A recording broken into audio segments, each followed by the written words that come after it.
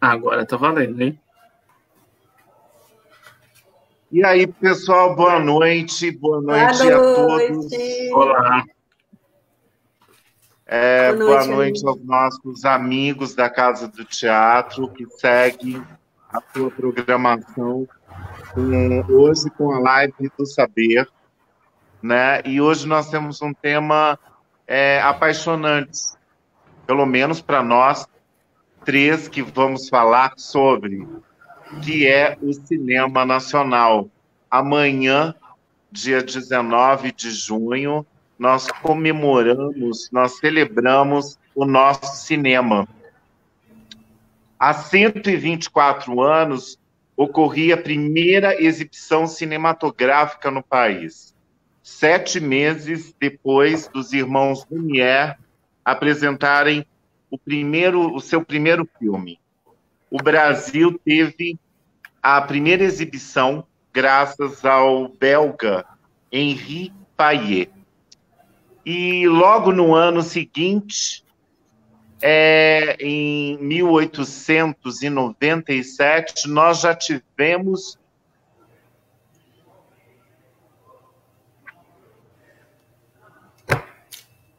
Caiu a lei. Alô? Alexandre? Ih, caiu. Acho que caiu a conexão.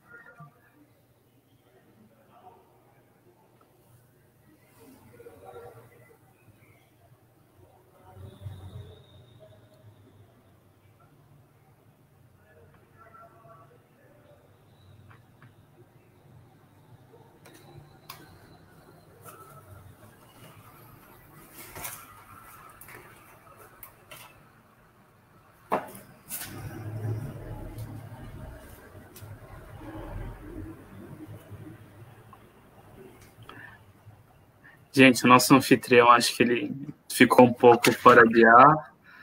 O Diego já deve estar recuperando o sinal aqui. E isso é porque a gente testou mais cedo, testamos agora um pouco antes de entrar, e acho que mais um minutinho ele já deve estar de volta aqui para a gente continuar a nossa live. Olha, tá entrando aí.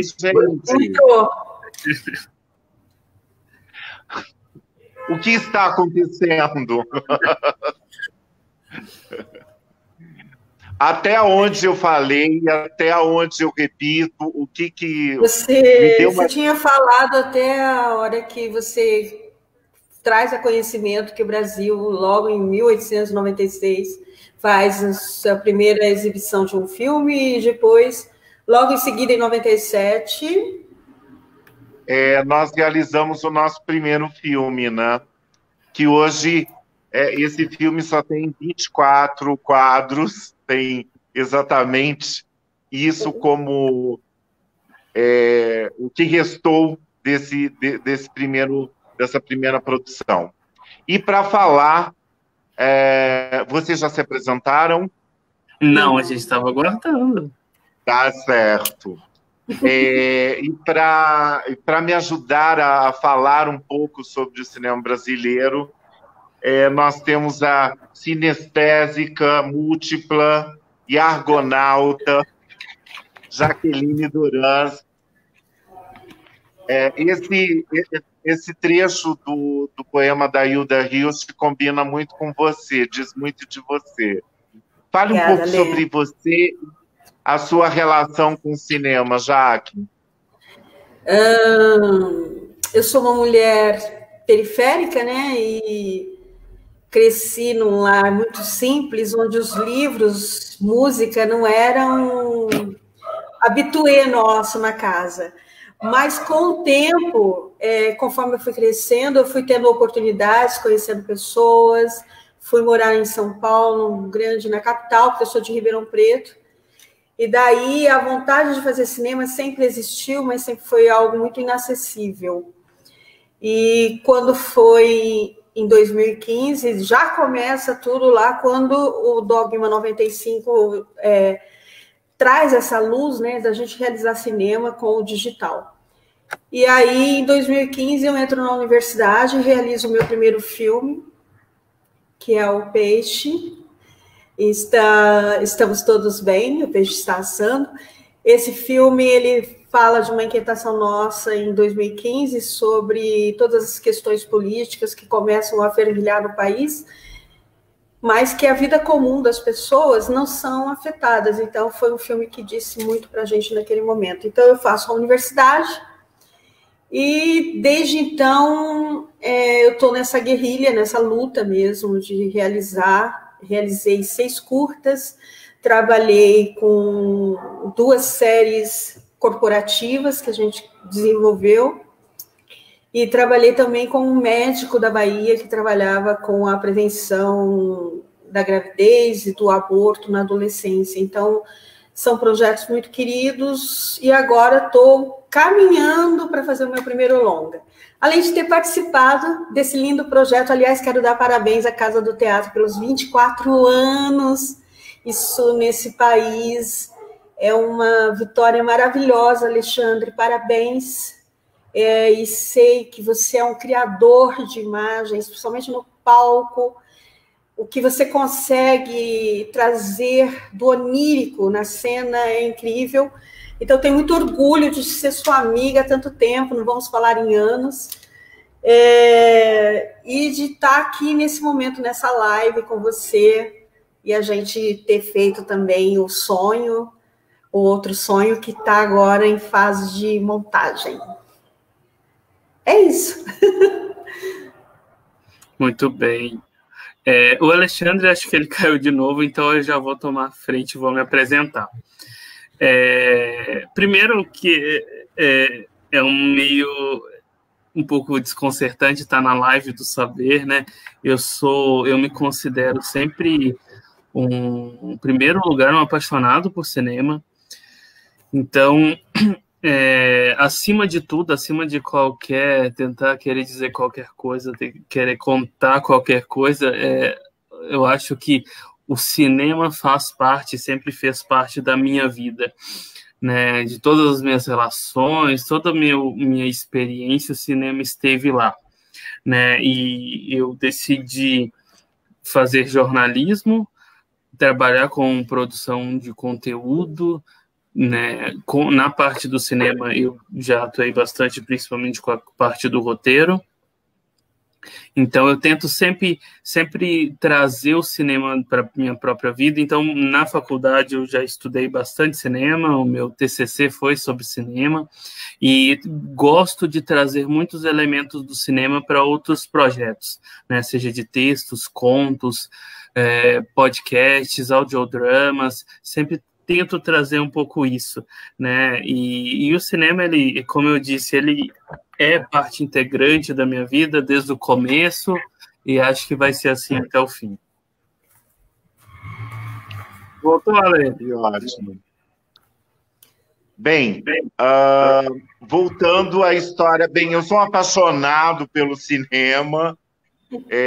Quando a gente tem oportunidade, a gente até faz cinema, né? Enfim, cria as oportunidades.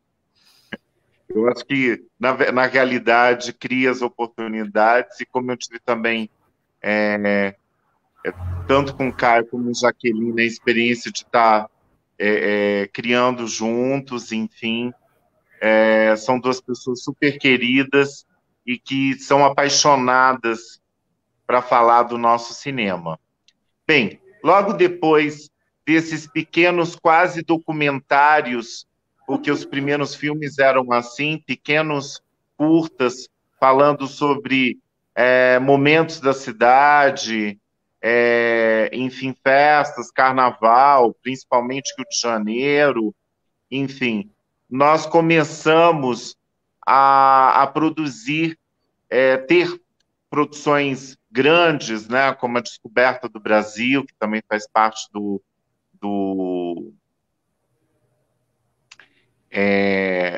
início do cinema mudo. Tivemos filmes importantes do cinema mudo, como O Limite, do Mário Peixoto, que é de 1931. Nós também, em 1931, é considerada a primeira, a Cléude Verbena, a amparense, é considerada a primeira mulher a dirigir um filme, né, O Mistério do Dominó Preto, de 31. Infelizmente, não se tem a cópia do filme, mas como ela, eu tenho uma esperança de que, como ela morou tanto na França quanto no Chile, a cópia deve ter ficado justamente em nenhum desses dois países. É possível. É porque nós não tivemos ainda alguém que pesquisasse, tentasse rastrear esse filme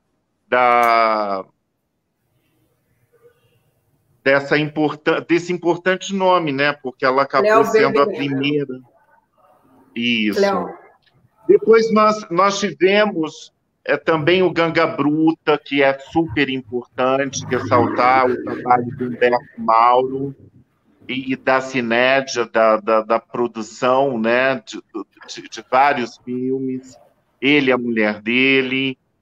E aí acabaram-se os Otários, de 29, trouxe o primeiro filme brasileiro falado, que é um filme do Luiz de Barros.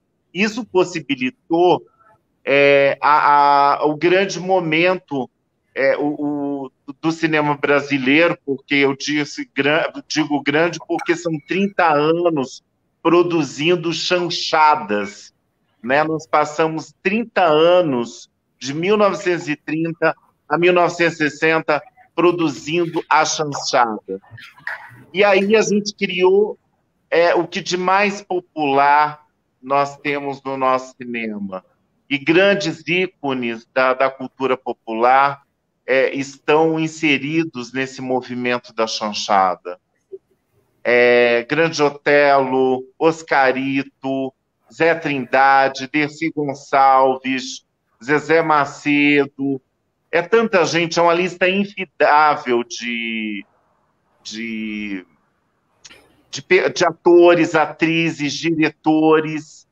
A importância de Carlos Manga também, dentro da chanchada, com o filme O Homem do Sputnik, acho que é um dos melhores, uma das melhores chanchadas, porque tinha aquela coisa da sátira, de satirizar as produções hollywoodianas do nosso jeito, com todo aquele humor, né?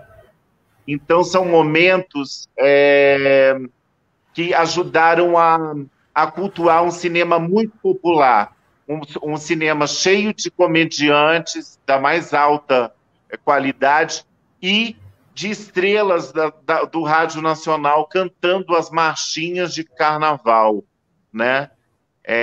Isso é uma das características da chanchada. Vocês, o que vem de chanchada, quando fala em chanchada, o que vem para vocês?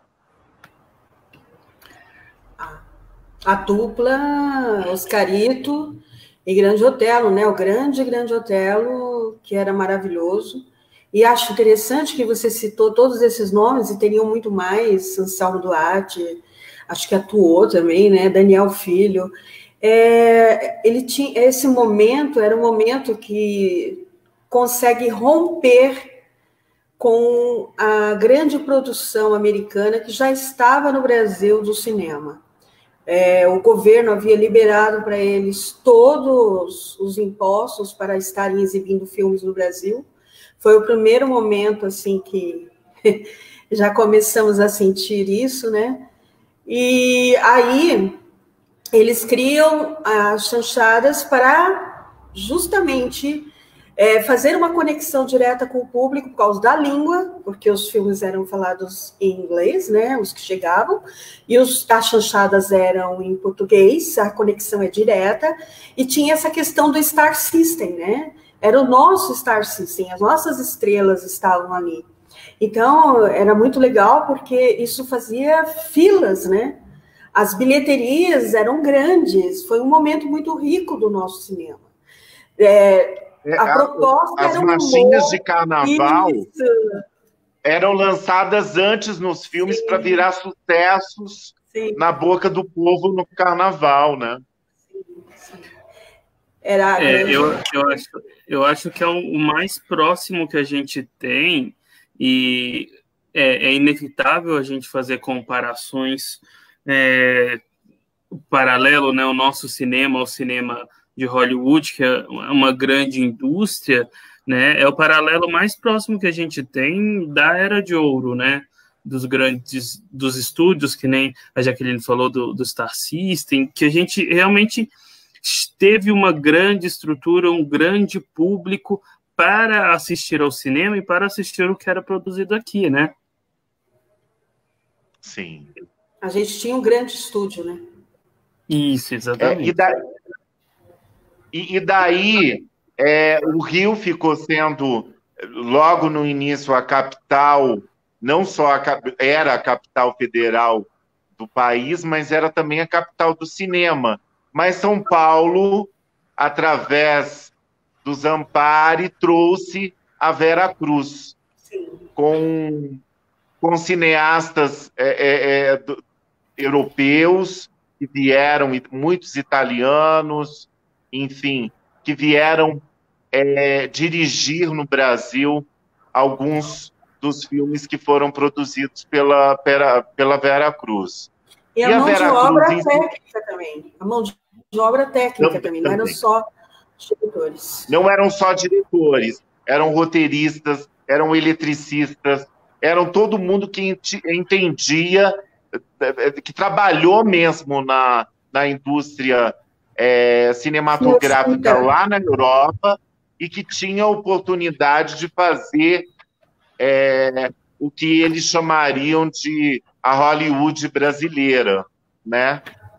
Que também, anos mais tarde, tentou-se fazer isso lá em Paulínia, para que Paulínia se transformasse também numa Vera Cruz, mas, infelizmente, também como a Vera Cruz, ela entrou em falência. Mas antes da falência, tem dois momentos da Vera Cruz que eu acho que são muito importantes para o cinema brasileiro, que é o filme O Cangaceiro, né, do Lima Barreto, do cineasta Lima Barreto, que conseguiu uma bilheteria no mundo inteiro de 50 milhões de dólares na época, isso em 53, né? Mas, por conta do contrato, né, Jaque, nós não recebemos o din-din. Desculpe. Foi só para complementar que, além da arrecadação, né, foram mais de 80 países, né, que o filme circulou, né? 80 países, ganhou o prêmio de filme de aventura em Cannes, né? Sim, sim. Na época. Mas por conta do contrato, de fato, nós não ganhamos. Quem ganhou o dinheiro, como sempre, foram os gringos. E os distribuidores, né? Eu acho que a gente ainda está pecando nisso ainda, de entender que nós somos um mercado muito interessante para o audiovisual, que foi uma coisa que os americanos entenderam desde cedo, e não tenho nada contra o cinema americano, viu? É só uma questão de também mapear por que a nossa história com o cinema vive tendo esses breaks, né? Estando na mão de pessoas que manipulam, que podem a qualquer momento deter o poder e tal, e quebrar, né? Foi primeiro um acordo para também liberar as entradas dos filmes americanos, e depois com o AI-5, novamente, os americanos estavam aqui, e depois, agora, nesse novo governo, quando colocaram alguém da Netflix no Conselho do Audiovisual Brasileiro, mas eu nem tenho hoje como está essa situação, porque nós estamos num momento tão crítico, com tantas questões sendo demandadas, que eu realmente não acompanhei. Mas É uma coisa para se observar, né? Nós somos um território enorme. Por que que não funciona, né? Por que que o brasileiro não se identifica com o seu cinema? É porque ele não gosta de se ver, porque ele não gosta de se olhar. A psicanálise também explica um pouco essa dificuldade, mas a gente tem que cultivar isso, cultivar essa nossa, tirar de uma vez por todas essa síndrome de vira-lata que o brasileiro tem, e olhar para o seu cinema e pensar nele como ele é, uma diversidade cultural, né? Uma força brutal mesmo, porque nós somos um continente, né? Nós temos a extensão de um continente. São vários países, são várias regiões que a gente tem dentro desse país, são várias realidades. E nós já tivemos prova. Oi? Os sotaques, as palavras, né? São várias. Sotaques, né? Uma coisa que a gente até estava conversando mais cedo e voltou agora, é essa questão da identidade, né? Talvez a nossa melhor característica, que seja essa miscigenação, também seja um dificultador para a gente ter um pouco esse nosso autoconhecimento, né? Nós somos tantas coisas que, às vezes, não é simples ser brasileiro, não é simples conhecer a origem do brasileiro.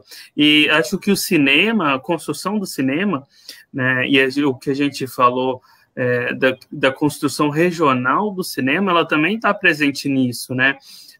A gente se identifica, essa busca por identificação, ela é nossa parte, ela sempre vai fazer parte, né? No cinema, na literatura, na música, e na gastronomia, e em tantas outras nuances, né? Não exclusivamente no cinema. É interessante isso que ele está falando, mas eu só quero dizer que isso não é uma característica nossa só. Nós hoje vamos falar de Brasil, mas isso é uma característica humana. E hoje, à tarde, nós falamos do Tarkovsky, né, que ele identifica isso também com a questão do cinema dele, e não só dele, mas dos cineastas dele, do povo dele, né, do país dele, que é essa coisa da pessoa, do público, não querer ver a si mesmo. Ele quer ver um super-homem, ele quer ver uma inspiração no cinema. Então, isso é um incômodo humano, bem identificado, viu, Alê? Quando você diz que a psicanálise explica. Mas a gente precisa falar de nós, precisamos entender a nossa realidade para que a gente consiga transformá-la.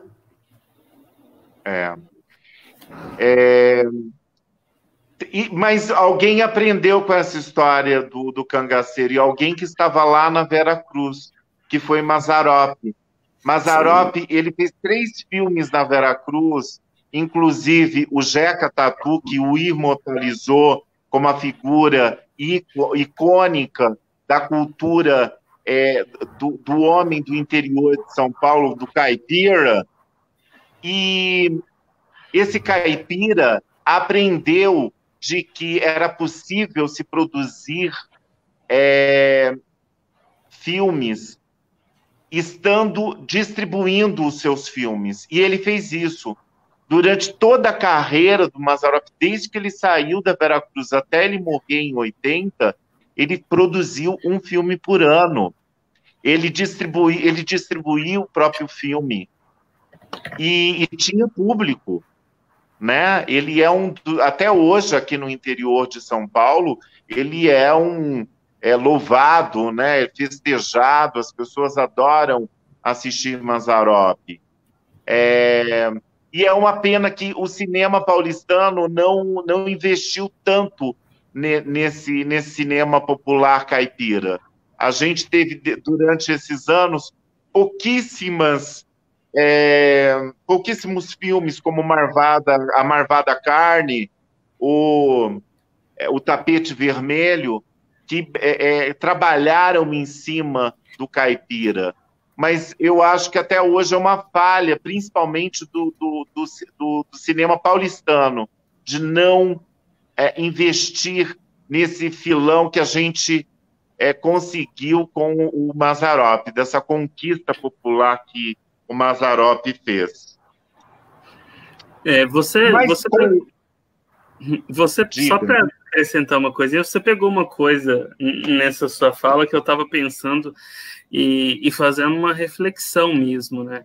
É realmente, às vezes, impressionante como a gente...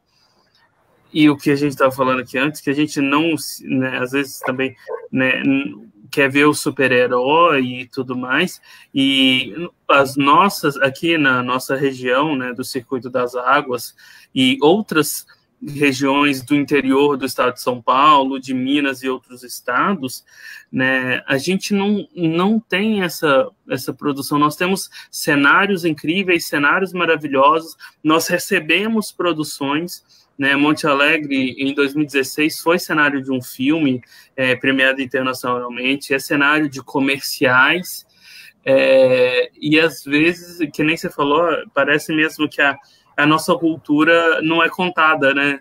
O interiorano realmente não é mostrado. E outra coisa, só para a gente avançar, é o que você falou também do Mazzaropi, né? Essa coisa do jeca, simples, do interior, o caipira, mas a questão da distribuição é tão importante e talvez a gente ainda não tenha aprendido com ele, né?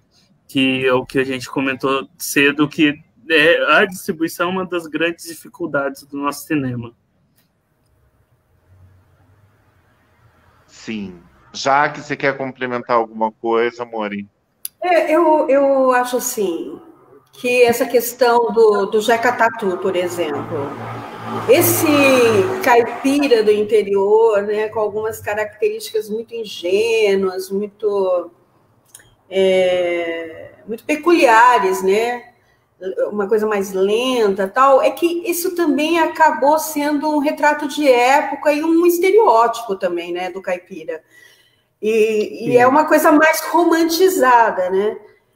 Que teve seu valor. Eu acho que hoje, claro, as histórias no interior, eu mesma, no momento, estou trabalhando num roteiro que é uma menina de 17 anos no interior de São Paulo.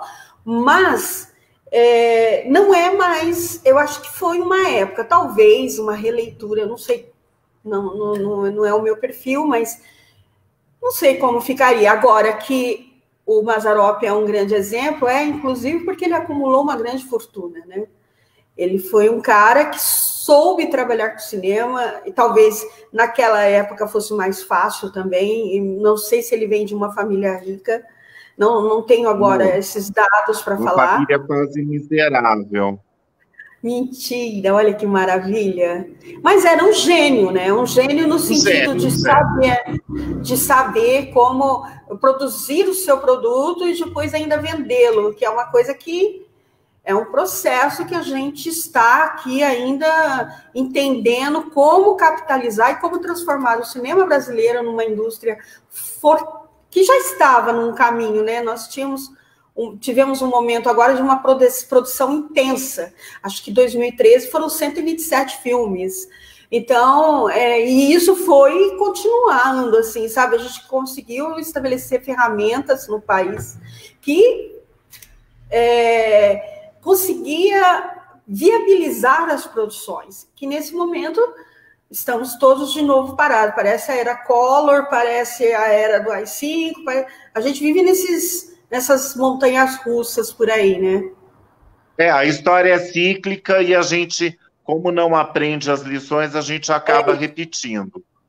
Então, falando na Vera Cruz, o Cangaceiro, que não só teve todo esse sucesso e que mostrou a capacidade genuína de atrair público que nós brasileiros temos através da nossa cultura mesmo, o Cangaço, a partir de então, foi um importante movimento da nossa cinematografia, né? A gente pode pensar que ele, com certeza, o Cangaceiro, inspirou Glauber para sua primeira grande obra-prima, que é Deus e o Diabo na Terra do Sol, enfim. E daí a gente entra no cinema novo, a gente entra nessa proposta maravilhosa que é do cinema novo. E que é hermética, né? Ela não chega muito ao público, porque a gente, como já falamos, o Brasil é um país plural, e aí uma linguagem mais intelectual e erudita acabou afastando as pessoas da compreensão ou de se identificar com aqueles filmes que eram incríveis, né? Era um movimento muito interessante, reunindo pessoas de cinema como Glauber Rocha, o Leon Heisman, Nelson Pereira dos Santos, tínhamos a Helena Solberg, a única cineasta no meio desses caras todos. Walter Salles. O Walter? Não sei. O Walter Lima Júnior. Lima Júnior. O Walter Salles, acho que não. Bom, mas enfim. E esses caras ali reunidos com o Barretão pelas costas, que reunia eles em sua casa, trazendo cineastas italianos, Godard, o Coppola, e juntos essa trupe realizou cinema muito junto, assim, sabe? Quando o Nelson estava fazendo o Vidas Secas, o Barretão estava fazendo a fotografia. E aí, essa fotografia, que é um marco do nosso cinema, é um filme que a fotografia foi todo em PB, né? E esse PB tinha que ter uma coisa estourada, porque era o calor, né? E nós aqui no interior de São Paulo sabemos o que é esse calor, que ele é quase matéria.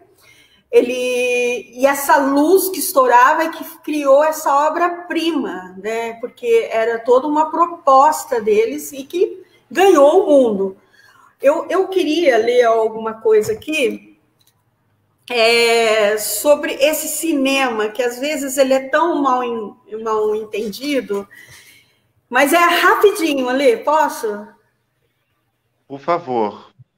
Em 65, o Glauber escreveu assim: sabemos nós que fazemos estes filmes feios e tristes, estes filmes gritados e desesperados, onde nem sempre a razão falou mais alto, que a fome não será curada pelos planejamentos de gabinete e que os remendos do Technicolor não escondem, mas agravam seus tumores. Assim, somente uma cultura da fome, minando suas próprias estruturas, pode superar-se qualitativamente. E a mais nobre manifestação cultural da fome é a violência. Uma estética da violência, antes de ser primitiva, ela é revolucionária. Eis aí o ponto inicial para que o colonizador compreenda a existência do colonizado.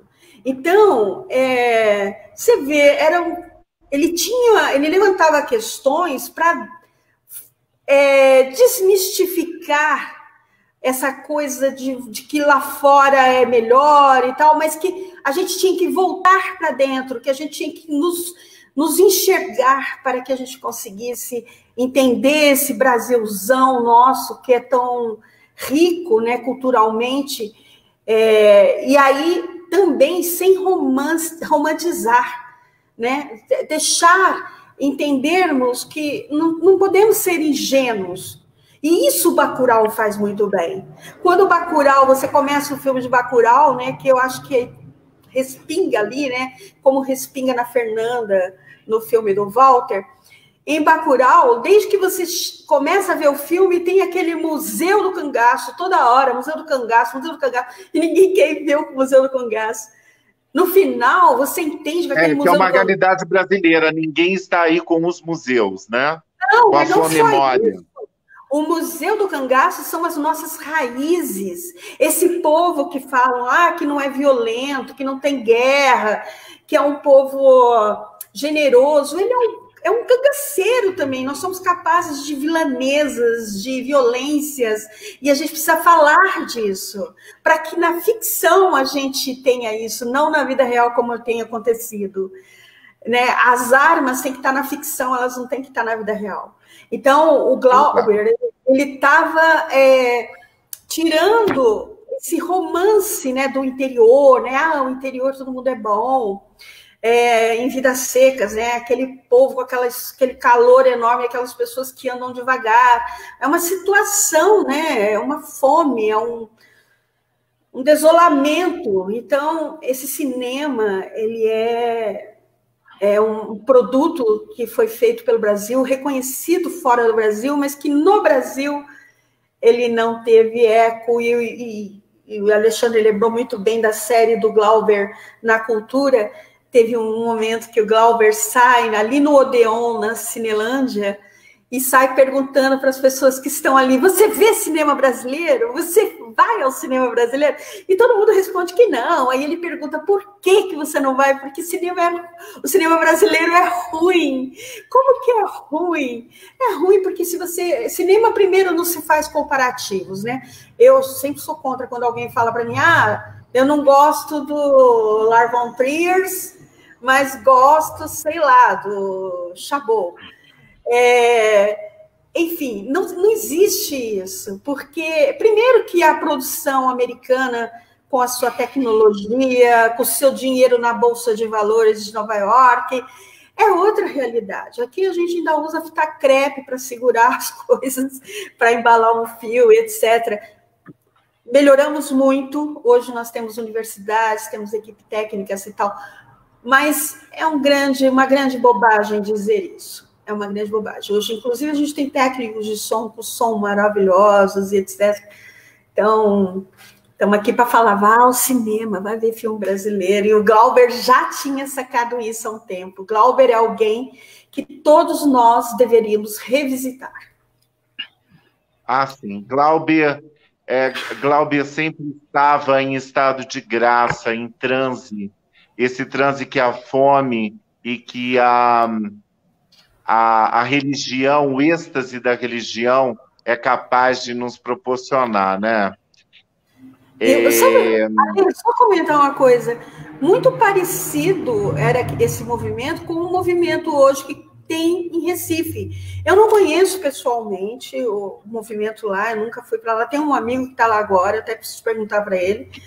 Mas a questão é essa coisa deles se reunirem, deles se fortalecerem, deles se nutrirem. E quando um não está na técnica, o outro está dirigindo, o outro está no roteiro e tal. Essa coisa porque cinema é coletivo. Ponto, não tem como. O Recife, o pessoal do Recife tem feito muito isso, né? Eu acho que o Recife hoje é o local de maior efervescência criativa do nosso cinema. Desculpe o restante do país. Deixa eu aproveitar que vou fazer as vezes de social media, não sei se é a hora e tal, mas como a gente já está falando um pouco da questão atual, né, de Recife, vou ler uma pergunta aqui, posso? Claro. Juliana Pavese disse: tem encontrado bons filmes nas produtoras independentes, com certo destaque para produtoras do Nordeste, pequenas, que não chegam a grandes streamings. Uma pena essas produções ainda não circularem no âmbito alternativo. O que vocês acham do momento atual do cinema brasileiro? Deixa eu começar, já que eu fiz a pergunta. Fala. Porque eu tive a oportunidade de ir à Mostra de Cinema de Tiradentes esse ano e conversei, a gente produziu, mas bate papo com o Alain de Botton, que ganhou, se não me engano, ano passado, o prêmio principal no Festival de Gramado, entre outros prêmios, com o Pacarrete. E ele tem se mostrado um nome muito interessante, né? Ele é do Ceará, mas vocês falando do Recife também, né? A gente sempre a gente sempre vê, né, no Nordeste esse grande centro de produção e em destacando o cinema, né? Sim, sim. O nordestino, como diz o Euclides da Cunha, o nordestino é, antes de mais nada, um forte. E ele mostra essa força brutal no cinema, né? A ousadia de alguns filmes brasileiros dos últimos... Boi Neon, por exemplo, é um ótimo exemplo da ousadia de se criar um roteiro daquele, de conceber um filme daquele. O cinema do Cláudio Assis, né? Que é muito forte, que é cheio de... Desde quando ele chegou com Amarelo Manga, né? Amarelo Manga é um filme imprescindível para se entender a retomada do cinema brasileiro, né? A trilogia do Kleber Mendonça é maravilhosa, eu acho que o Karim, então, é um gênio, né, Jaque? Você também é apaixonada por ele. Eu sou. Conseguiu falar isso pessoalmente para ele também.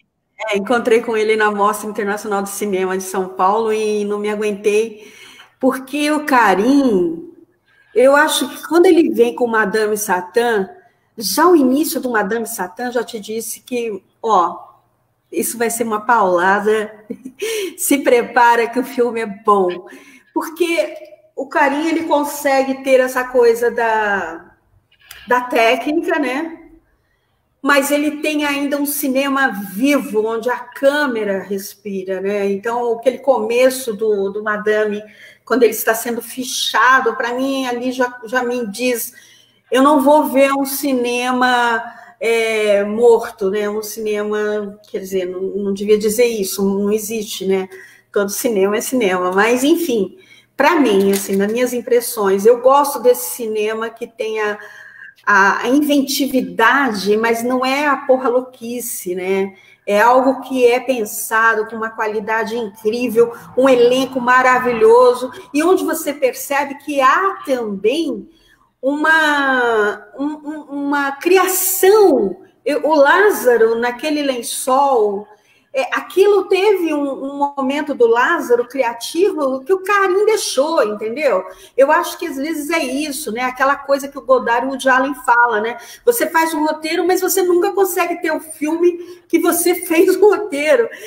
E é isso também, porque o set é vivo, né? O set te dá a respiração, o Alê sabe que é isso. E acho que o Caio, como produtor, já teve essas vivências. Às vezes o teu ator tá ali, é o momento do corta, mas o teu ator ainda tá e deixa. Porque é isso que vai te dar a verdade, que vai te dar o instante do cinema, né? O brilho, né? Aquele momento que é único. A Sandra Kogut, que lançou Três Verões, né? Um grande documentarista, mas o Três Verões vamos dizer, uma ficção, né? Porque é uma história que não é baseada em fatos reais, mas ela retrata muito a realidade, e ela fala muito disso, né? Da sensação que as pessoas, que ela tem com a atuação, com o cenário, e ela busca muito uma atitude de não intervenção na cena, né? Então, esse momento que você falou do corta, ela não dá, né? Então, ela deixa sempre fluir, que é uma característica dela, mas uma coisa que é o que você falou do set mesmo, né? Que nós falamos cedo também, a gente estava falando de roteiro, né, que o roteiro começa de um jeito, e depois é outro, e depois é outra coisa, e no final tem 20% do que você escreveu.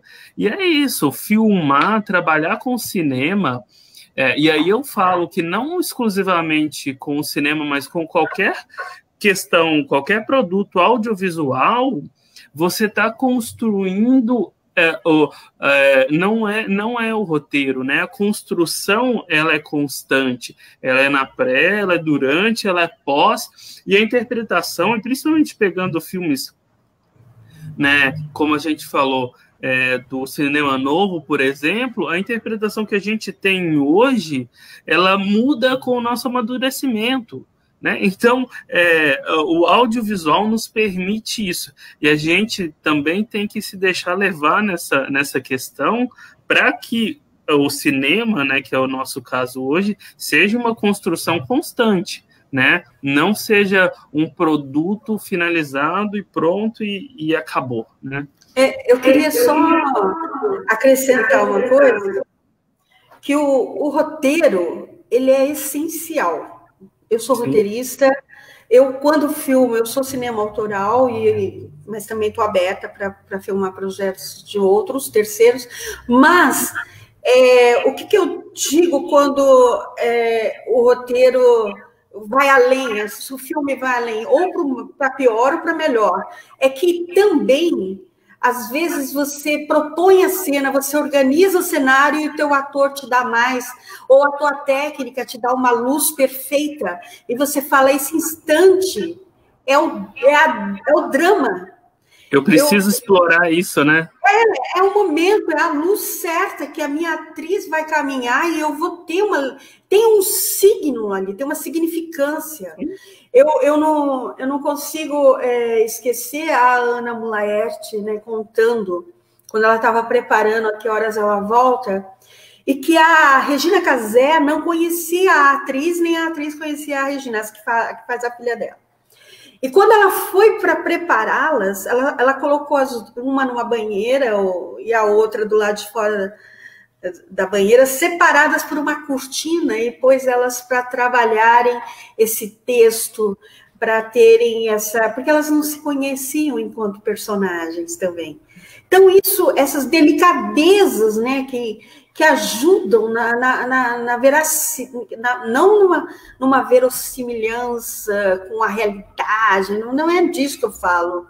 Eu falo daquela imagem, daquele instante que você fala, uau, né? Você fala, como assim? Mas eu acho que isso só o Kleber Mendonça em Aquários, quando ele deixa a Sônia, acho que está deitada no sofá da sala, a empregada está na cozinha, e o vento que entra pela janela fecha a porta e separa as duas.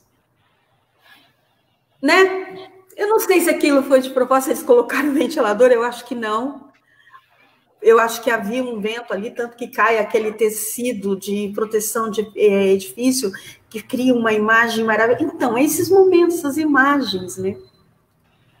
Desculpa. Eu acho que Glauber, o transe, ele nos dá até hoje, esses momentos são os momentos que nós estamos em transe. Esses momentos que nós estamos no agora, no aqui e agora, e aproveitar isso, porque o roteiro também, nesse momento, já é passado, né? Já se escreveu. Agora, aproveitar esses pequenos sinais que você tem do elenco, daquele coletivo que está contribuindo para a sua obra, né, é muito importante. E isso que acaba tendo essas originalidades, né?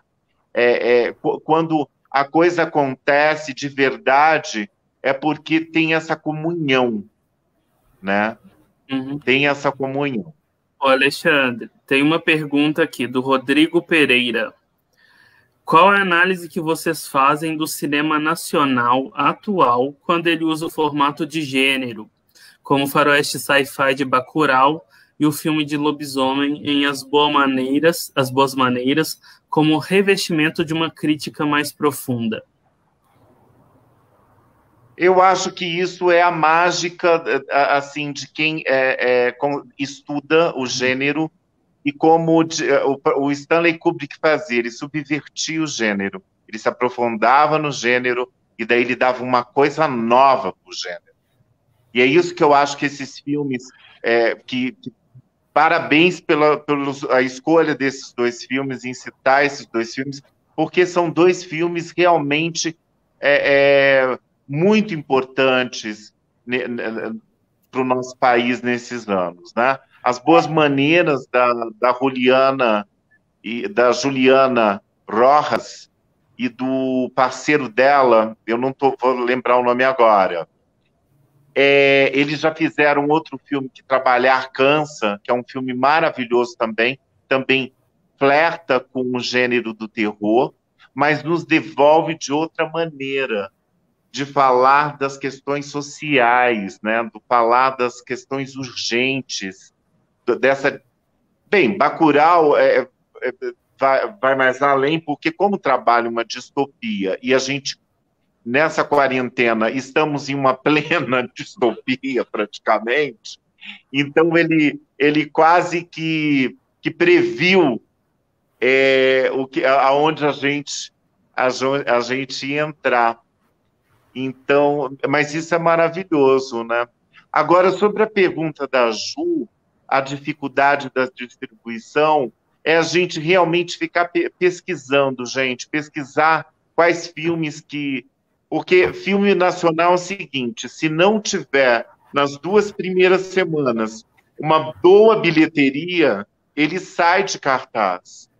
Então, quando a gente vê um bom filme brasileiro que vai entrar em cartaz, tem que instigar os amigos, a todo mundo a ir assistir, né? Porque é muito importante a permanência para mais pessoas terem oportunidade. O querido Brás Domingues de Oliveira está perguntando, e Terra Estrangeira? E o Walter, agora sim, o Walter Salles, com a maravilhosa Daniela Thomas. Aliás, os 2 filmes da Daniela, solos dela, Vazantes, e Banquete. E o filme que ela fez... Hã? Banquete. E o Banquete. Que maravilha, gente. Que banquete orgástico foi aquele, que interpretações... Não, é verdade, são interpretações absolutamente que os atores levaram uma coisa meio oficina para o set, que foi uma interpretação libidinosa, provocante, né? Retrato apaixonante. Da burguesia, né? Contemporânea. Tirar da burguesia, sem pudor. Sem pudor. E, inclusive, como é baseado em fatos reais, a gente sabe até os nomes verdadeiros de quem está sentado à mesa. É bem isso. É bem isso. De uma maneira muito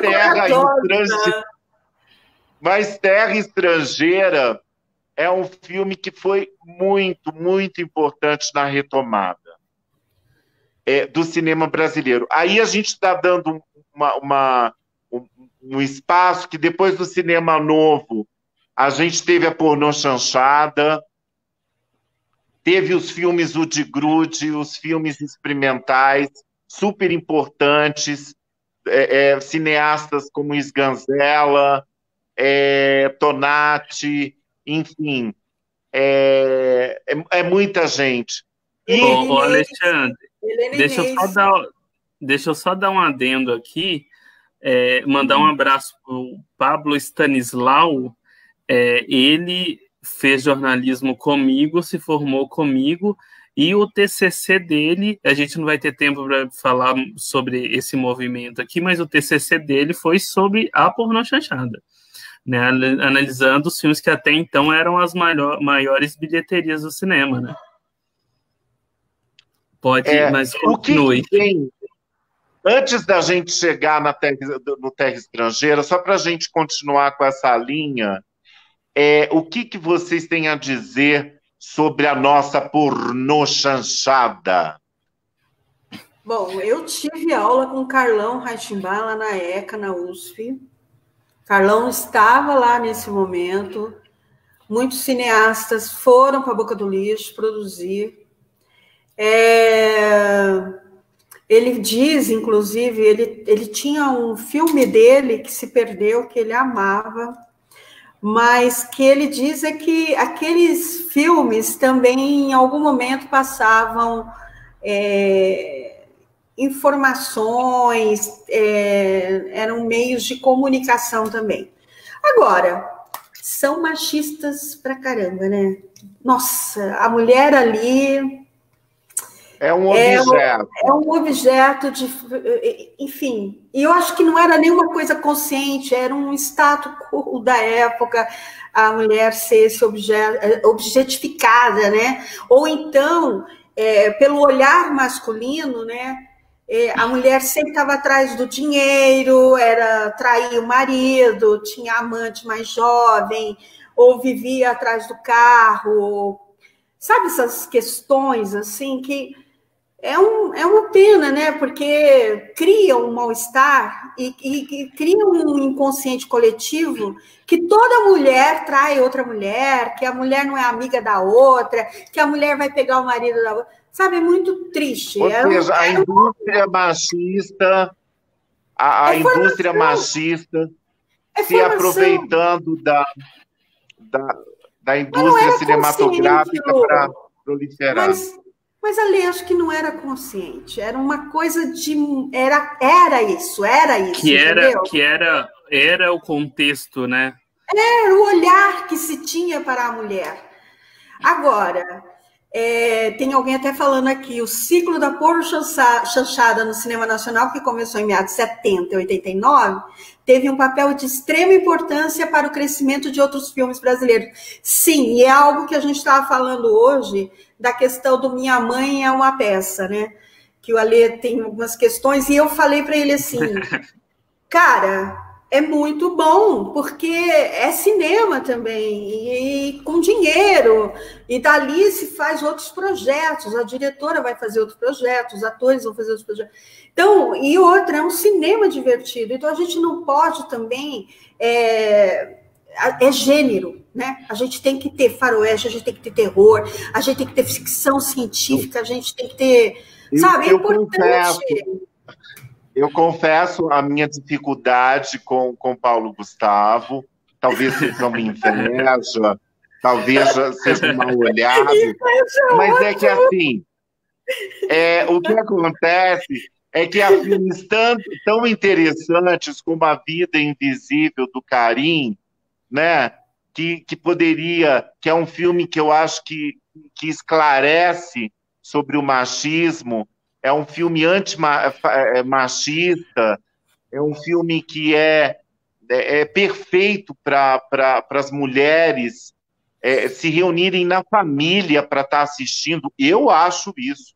Eu gostaria muito que a minha mãe e as minhas irmãs assistissem juntas, e a minha sobrinha, esse filme, porque ele esclarece uma geração, ele faz ele faz um retrato muito contundente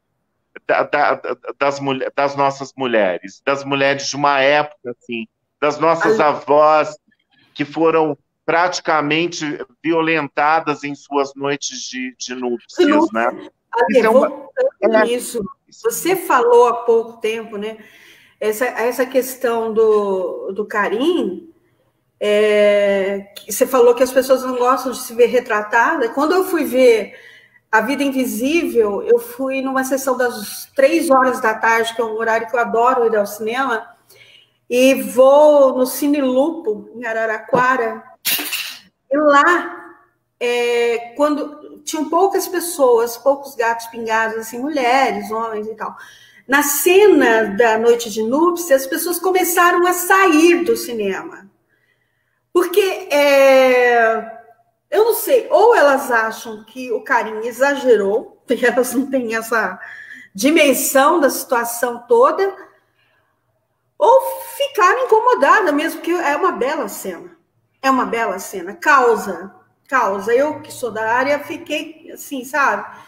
O filme todo é muito delicado, mas é de um desolamento, né? De uma impotência diante de tantas normativas de comportamento, de estado de como que se deve ser, o que deve ser, e aí separa-se duas irmãs por causa disso, sabe? Então, o filme é incrível, o Karim sempre se supera, né? Com suas imagens, com suas histórias, é incrível. Desculpa, mas eu tinha que falar essa minha vivência pessoal de ver as pessoas saindo da sala. Claro que assim. O Diego já está dando o alerta aqui. Nossa, já é o horário, gente. Meu Deus, nós vamos ter que fazer algumas lives para poder contar mais um pouquinho. Não, e eu preciso contar para vocês que o Alexandre pediu para a gente uma lista de filmes, o primeiro filme que a gente viu, e tudo isso aí já está aqui. Não dá tempo, Estamos terminando. Antes da gente ir para as considerações finais, deixa eu só fazer 2 comentáriozinhos. O Gabriel Lujan, sobre a questão da pornochanchada, tá? O Gabriel Lujan comentou aqui que ele acha que havia uma consciência, sim, que é uma construção, e o Pablo acrescentou assim, inclusive temos uma pornochanchada com esse nome, Mulher Objeto, com a Vera Fischer, né? E aí o Tito deu uma sugestão que acho que a gente comentou, queríamos falar, falou assim: como intruso, sugiro se pensar de forma prática, pontual e objetiva quanto à inclusão e geração de eventos ligados a cinema e teatro a partir das escolas. Envolver a população da educação é gerar uma clientela para a produção cultural nesses campos. Alexandre, o que você havia comentado anteriormente, antes da gente começar a live, é que houve uma transformação a partir dessa mudança na Argentina, né? Na Argentina. A Argentina, gente, utilizou, através do Ministério da Cultura, junto com o Ministério da Educação, colocando à disposição toda a filmografia da Argentina para serem utilizadas nas aulas do ensino, desde a pré-escola até a universidade. Isso faz com que o jovem tenha uma outra relação com o seu cinema. Ele se vê, ele entende todas as etapas, né?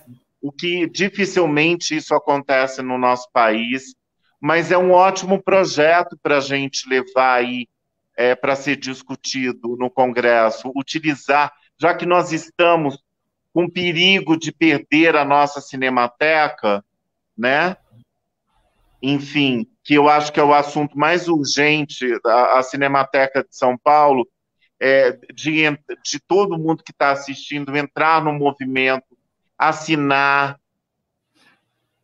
Estão fazendo até vaquinha, né? Acho que ele caiu de novo. Acho que o Ale caiu, mas eu vou aproveitar para falar disso, do cinema argentino, e essa proposta, esse projeto, que no Brasil tem também, né? No Rio de Janeiro tinha, não sei se São Paulo, que era levar uma sessão, uma sessão de cinema por mês nas escolas.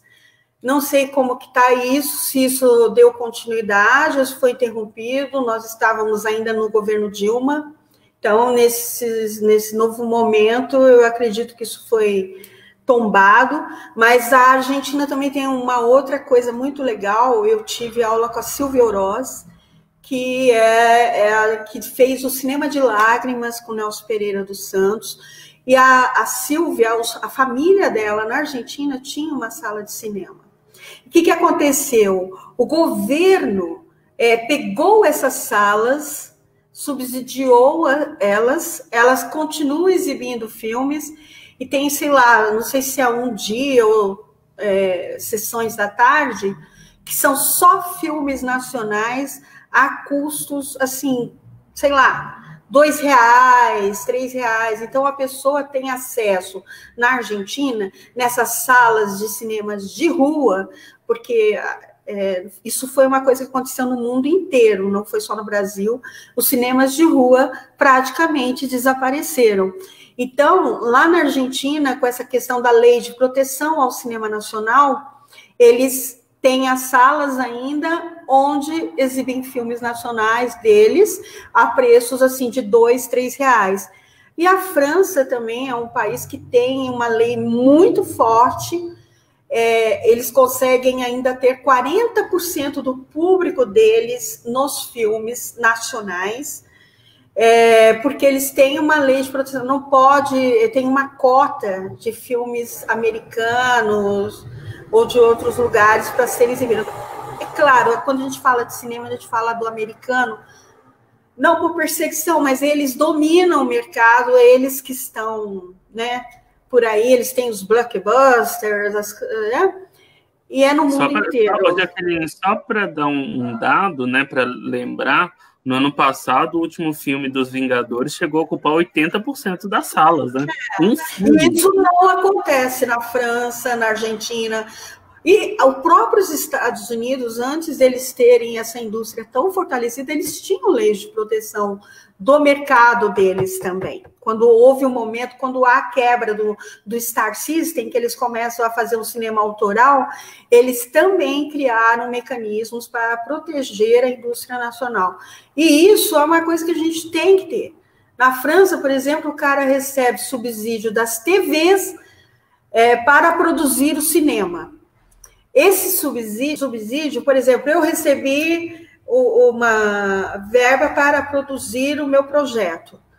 E eu tenho sucesso no meu projeto. No próximo ano, eu vou receber uma cota bem menor de apoio.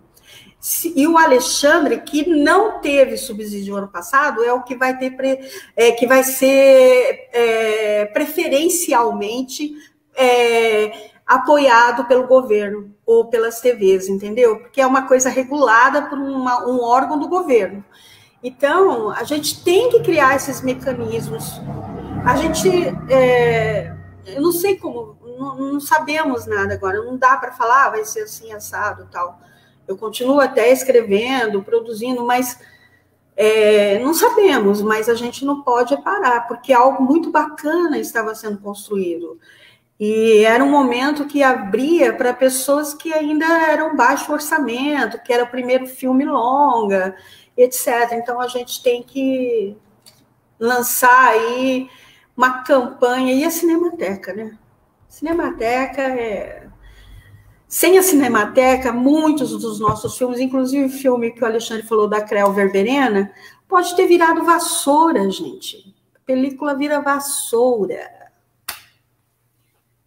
Para finalizar, gente, eu gostaria que, como a gente, o tempo realmente a gente começou a falar e se empolgar apaixonadamente sobre o nosso cinema, esquecendo até do tempo, que maravilha que isso aconteceu. Mas eu gostaria que cada um falasse um momento seu com o cinema brasileiro para a gente finalizar esse nosso bate-papo gostoso sobre o que é cinema nacional. Caio.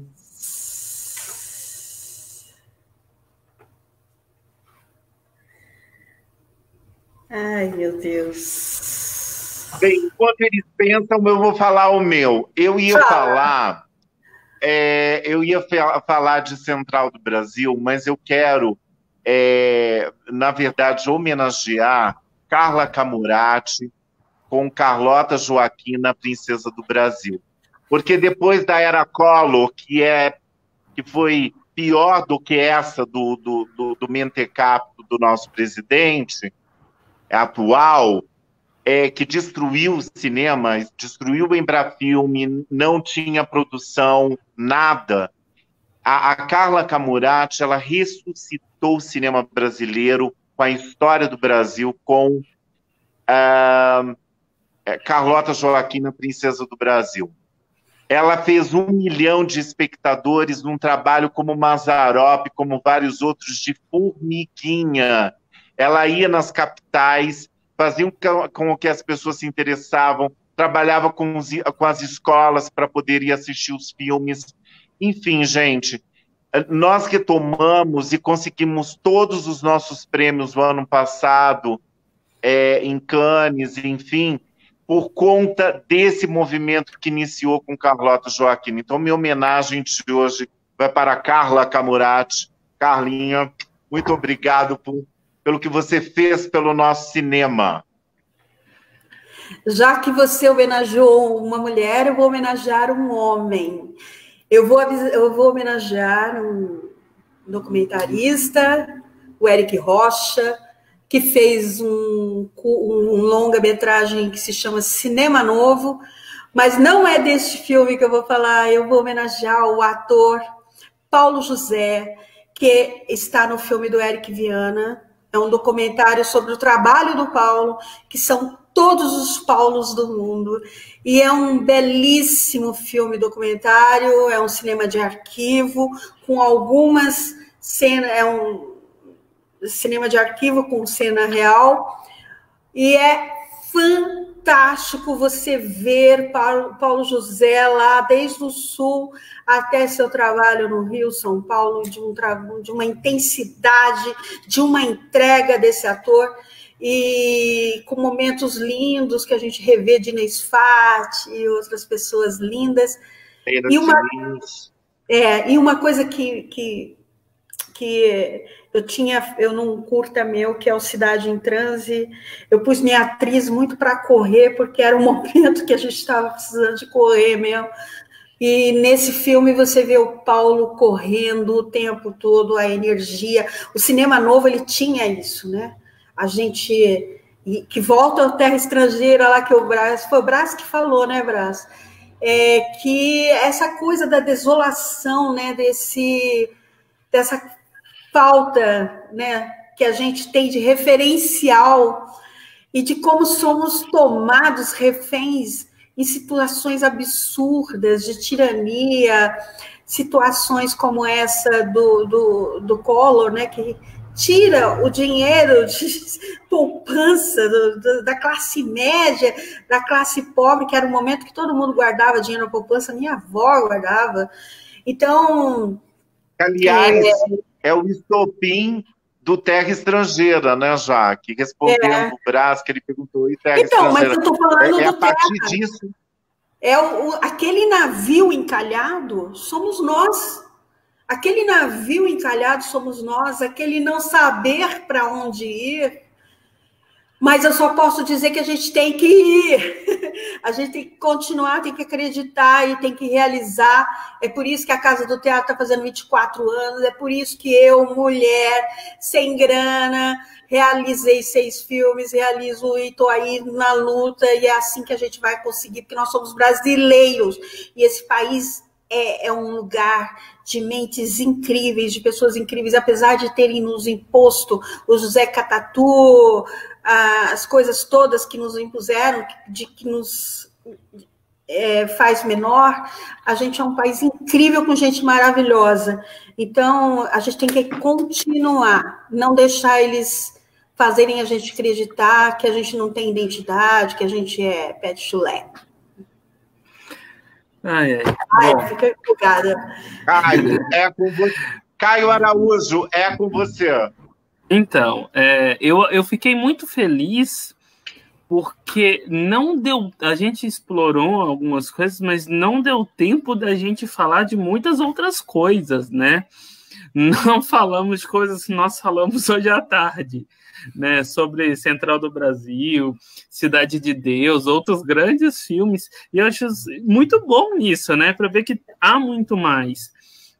E um personagem, e eu quero falar um pouco de um personagem que nos deixou esse ano, que é o Zé Mojica, né, o Zé do Caixão, um grande ícone do cinema de horror brasileiro. Queria mandar um abraço para o Ivo, meu amigo, cineasta de horror também. Nós temos grandes cineastas de horror, o Joel Caetano, o Rodrigo Aragão, que tem feito trabalhos sensacionais no gênero, trabalhos muito bons. Tivemos, né, se não me engano, 2018, Animal Cordial, que é um filme de suspense e terror também. Então, em nome do Zé Mojica, eu gostaria de lembrar que o Brasil também tem um cinema de terror muito marcante. E guerreiro, né? Sim. Juliana Pavese com gostinho de quero mais, bebê. Vai ter mais. Vou combinar aqui com o Zac, com o Caio, para a gente continuar. Vamos produzir, porque hoje a gente se encontrou à tarde, as horas se passaram rapidamente também, porque é muita paixão para falar do nosso cinema. Então nós vamos fazer outras, aguardem, nós vamos avisar, e quem sabe a gente já coloca um tema só, ou dois, enfim, só para a gente entrar. Não, e quem sabe, esse grande diretor avisa antes a pauta, né? Porque ele falou com a gente hoje às 4 horas da tarde, gente. Então, isso aqui também é um pouco, não é acadêmico, na verdade, conhecimento de vivências, do que nós estudamos, das nossas experiências, não é? É uma troca mesmo que vocês estão contribuindo e nós estamos devolvendo. Ele mandou um abraço, aí eu quero mandar um abraço para o Samuel, para a Radara, entendeu? Para o Brás, beijo, Brás, obrigada, enfim, para todos vocês que estão aí também. Acabei, gente. Gente, então acabou, mas tem mais. E não percam o Cine Cabeça, o Bandido da Luz Vermelha, nesse domingo, com o Rick Biotto e o Rodrigo Pereira, às 19 horas no Instagram. Esse filme que é seminal na história do cinema brasileiro. Maravilhoso. Maravilhoso. Não percam. E um beijo. Obrigado, amores. Gente. Até a próxima. Até a próxima. Caio. Tchau, Lê. Tchau.